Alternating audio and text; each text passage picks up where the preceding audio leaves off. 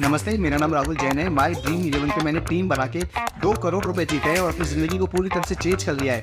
आप भी घर बैठे बन सकते हैं करोड़पति, तो आज ही टीम बनाओ और इन्वेस्ट करो। राइट, सही बोलिए भाई। मेरे को 200 रुपये रिचार्ज करवाना है, पैसे थे मेरे निकले हुए यहाँ से।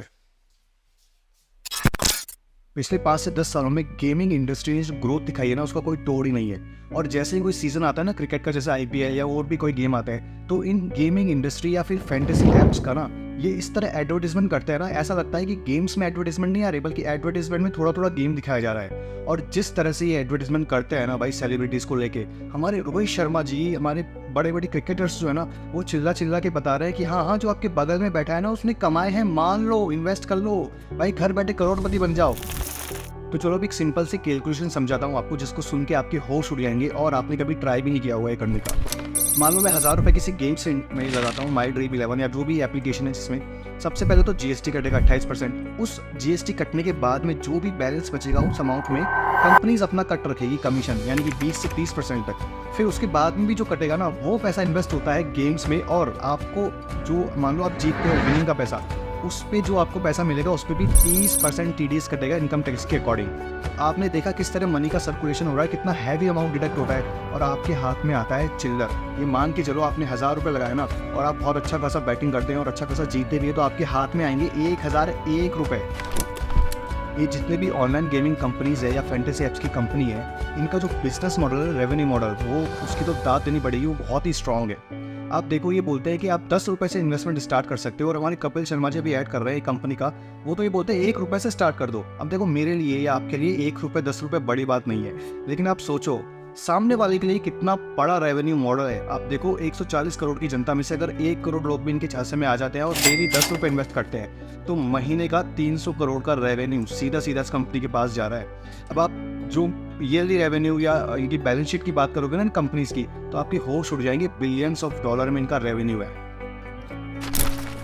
अब कुछ लोग ये भी कमेंट करते हैं कि यार ये इतने बड़े स्टार हैं, क्रिकेट स्टार, सुपर स्टार, इनका ऐड करते हैं, इनको शर्म नहीं आती क्या, उनको गालियाँ निकालते हैं। भाई देखो, मेरी बात सुनो, ये जो भी स्टार है ना, क्रिकेटर स्टार या फिल्म स्टार, शाहरुख खान, विराट कोहली, धोनी, ये सब एक ऐसी इंडस्ट्री से जुड़े हुए हैं जहाँ पे पैसा सबसे बड़ी बात है। मानता हूँ ये अपने देश के लिए खेलते हैं, लेकिन जब इनके पास ना कुछ ऐसा ऑफर आता है ना अनएक्सपेक्टेड सा ही, तो ये मना नहीं कर सकते, इनका काम है।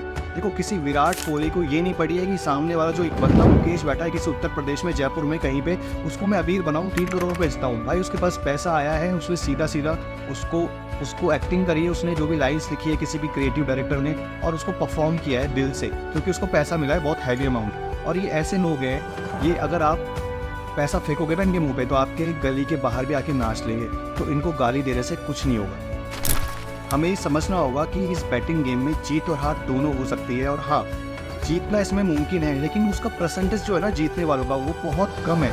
आप मान के चलो 100 में से केवल 10% लोग हैं जो इससे कुछ अच्छा अमाउंट जीतते हैं, बाकी 90% का पैसा वेस्ट होता है। अब मेरा मान लो 1000 रुपये मैंने महीने में लगाए, या पूरे साल भर में मैंने मान लो 12-13 हज़ार रुपये लगाए और एक भी पैसे की कमाई नहीं की, तो मेरे लिए कोई बड़ी बात नहीं है। मैं भूल जाऊंगा कि यार हाँ ठीक है, लक होता है, भाग्य होता है, नहीं मिला, बट सामने वाले को तो आपने रेवेन्यू दे दिया ना। और इन कंपनीज का जो पैसा मिलता है ना, इनको जो जितना भी करोड़ों बिलियन डॉलर्स मिलते हैं, इनका पैसा कहाँ का रूट होता है ना, उसको तो मैं डिस्कस भी नहीं करना चाहता, वो आप समझते हो। आपको पता है कंपनीज रेटिंग भी मैनेज करती है, 4 से ऊपर की रेटिंग देखने को मिल जाएगी आपको हर कंपनी की। आपको लगता है कि सब लीगल है, जेन्युइन है, रेटिंग भी अच्छी है, तो चलो इन्वेस्ट ही कर देते हैं।